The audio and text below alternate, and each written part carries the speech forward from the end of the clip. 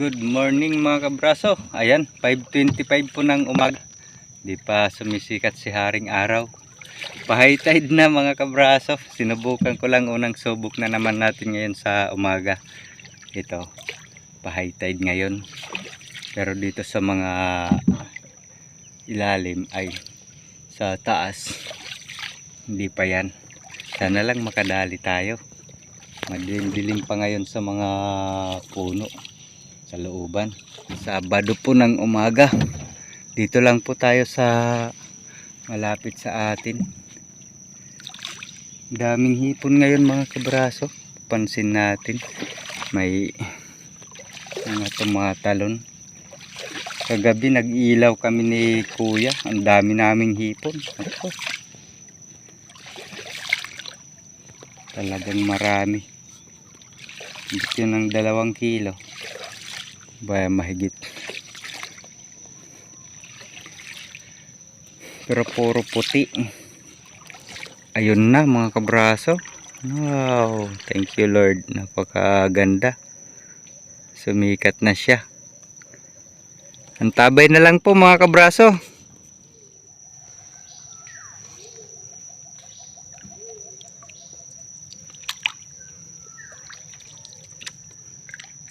Dito na tayo sa hunting area mga kabraso. Doon tayo sa likod kung saan ko palaging nilalapag yung bangka. Ang mga wild duck.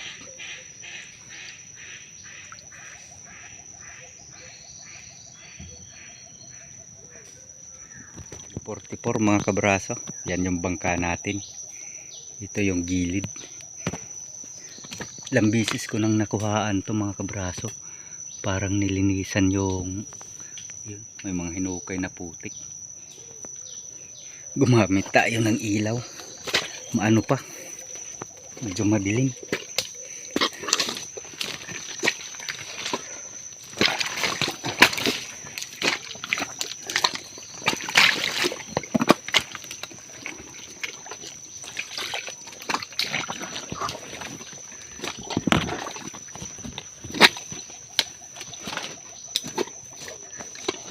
Ay. Ay.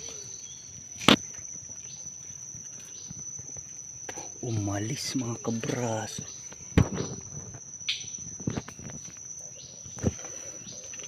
Yan yung pahingahan sa ilalim mo.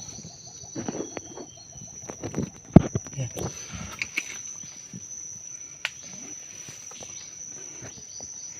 Umalis dito. Wala sa loob.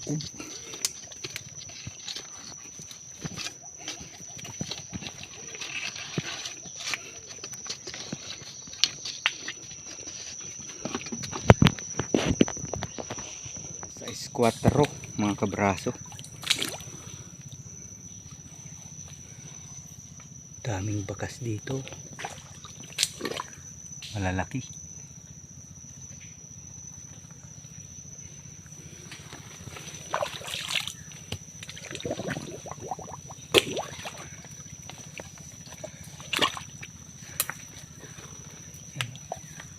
Laki ng bakas.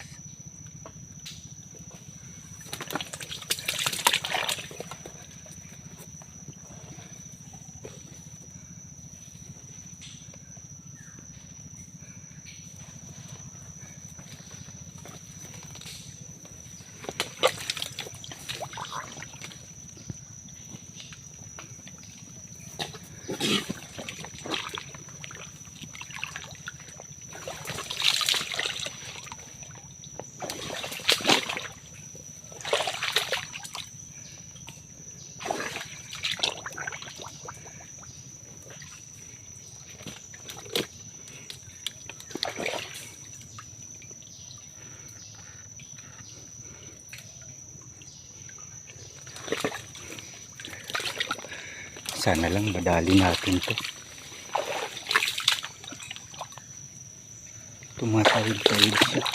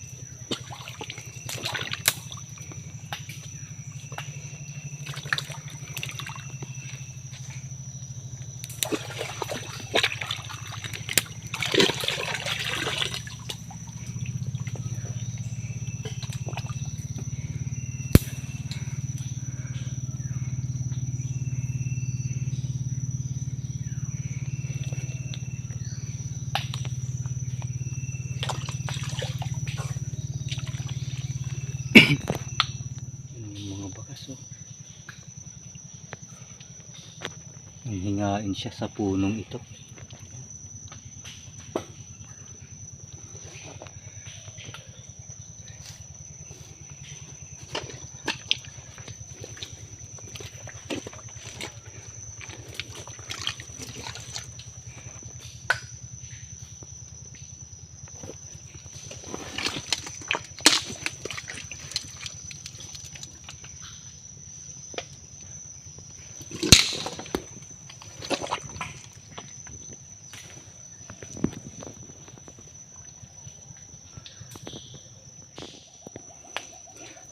Parang may aninag tayo dito mga kabraso. Ay, alimango nga ito. Babae. Ito yung kasama. Sureball ako na may kasama ito. Lalaki yung hinahanap nating bakas dito na malalaki. Ito ano to? Babae oh. Hanapin natin yung lalaki mga kabraso.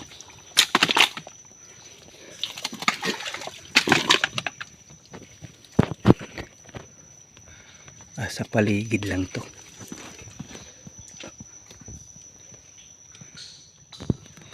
Ito na mga kabraso. Papunta dito sa taas yung pagsunod natin sa kanya. Yan yung mga bakas niya dito. Yung mga bagong bago na sa sapa.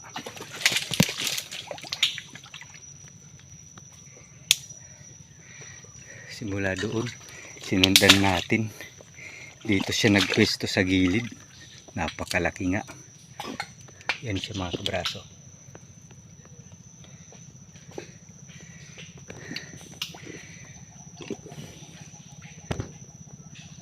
Dami na niya ditong pinagpahingahan. Medyo malambot din yung babae na yun, andun lang mga kabraso, iniwanan natin doon. Yan mga kabraso, gisingin natin para may tali. Mabilis lang yung tubig. Ay, thank you Lord. Sana lang makadagdag pa tayo. Kiluhin ito mga kabraso.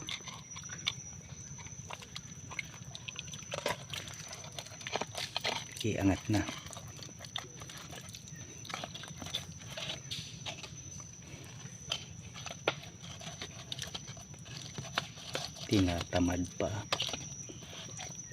Tinatamad pang umangon. Napaka-season mga kabraso. Napakalaki nito.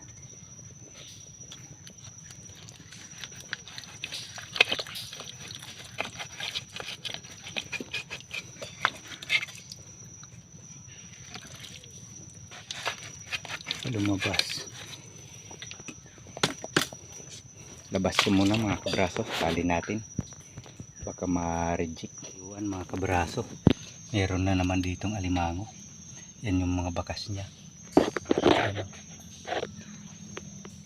Medyo madilim. Yan, papunta dyan oh. Yan, kalubog.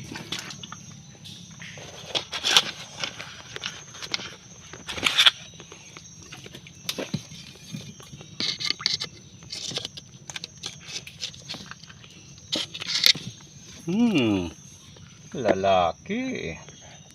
Ay, thank you Lord.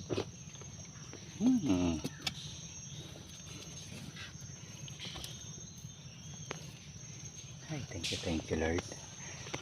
Lalapit lang dito mga kabraso. Malapit lang kung saan natin nakuha. Dito lang sa areang to natin nakuha doon. Kinaganda dito mga kabraso.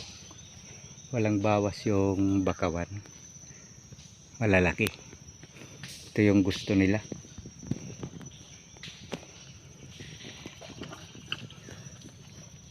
Ayan. Lalabas ko na mga kabraso para maitali. Sana lang makadagdag pa tayo. Ay, thank you Lord. 11 mga kabraso. Alas 7:11. Ayan, lumabas na tayo.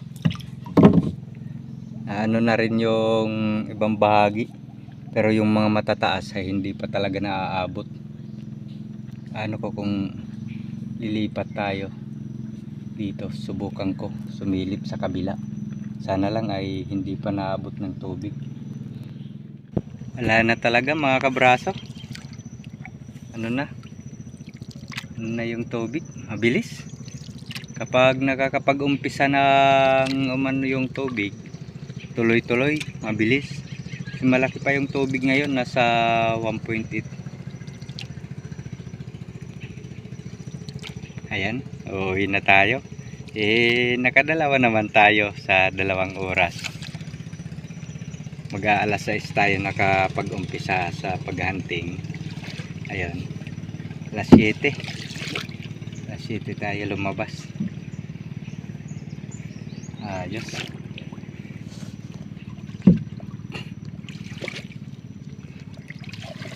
Yan yung maganda sa mga hindi nabubulabog na area.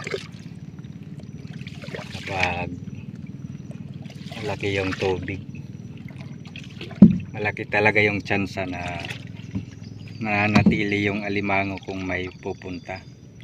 Hindi gaya ng may mga nangangahoy na anuhan sila sa mga dahon, parang bumabaho yung putik. Buti na lang walang nangangahoy dyan sa areang yan. Nung nakaraan ay nakakuha din tayo dyan. Isa lang yung dinala ko. Malaki yung babae na naiwan natin dyan. Ngayon ganun din, babae rin.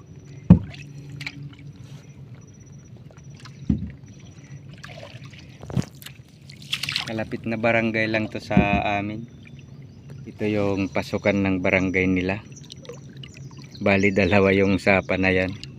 Yung isa na pinasukan natin papunta dun sa may pantalan nila, kung saan pwedeng lakarin papunta dito. Ayan po yung pantalan nila.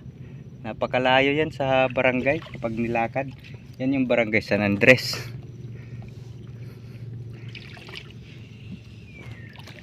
Ito naman tayo sa may atin. Siguro may nangangapa ngayon mga kabraso. Nasa bahay na po tayo. Ito na sila, oh. Grabe yung laki ng isang to.